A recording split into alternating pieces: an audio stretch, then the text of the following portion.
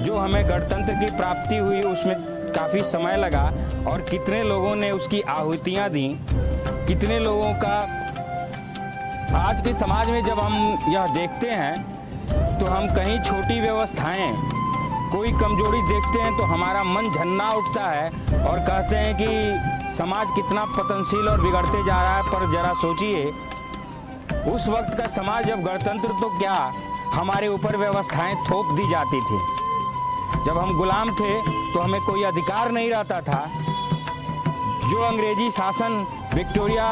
वहाँ इंग्लैंड से बैठी महारानी और वहाँ का बैठा हुआ प्रधानमंत्री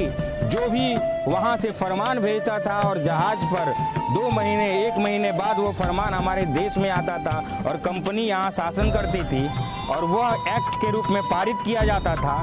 तब ऐसी व्यवस्थाएं थी, तब ऐसा माहौल था कि एक एक एक्ट जो भारत के हित में काम कर रहा हो, महात्मा गांधी, जवाहरलाल नेहरू, गंगाधर तिलक, ऐसे लोगों के द्वारा कितनी लड़ाइयाँ लड़ी जाती थी तो हम एक एक चीज़ पारित करवा पाते थे कि हमें थोड़ा सा ये अधिकार दे दो, हमें थोड़ा सा ये अधिकार दे दो। लेकिन आज कम से कम ऐसा आलम है कि भारत का संविधान और हम गण के लोग, तंत्र के लोग, इस गणतंत्र के हम गण मतलब जन समूह, हमारे पास अपना संविधान है,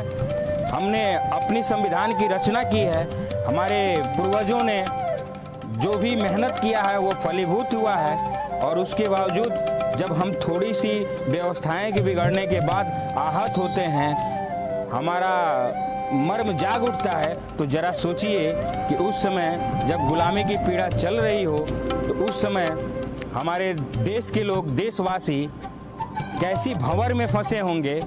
चूँकि मैं बिहार प्रांत का रहने वाला हूँ, मुझे मालूम है कि बाढ़ क्या होता है, तो मैं बाढ़ को दिखाकर ही आप लोगों को समझाना चाहूँगा कि चारों तरफ से भ्रष्टाचार का पानी जब फैला हुआ रहता है और उसमें आप डूबे हुए महसूस करते हैं तो उस घुटन को जरा सोचिए। जब एक छोटी व्यवस्था कमजोरी को देखकर हम इतने घुटित होते हैं तो उस समय तो सिर्फ भ्रष्टाचार की पानी ही पानी में हमारा जन समुदाय डूबा हुआ था। तो ये गणतंत्र हमें ऐसे नहीं मिला है।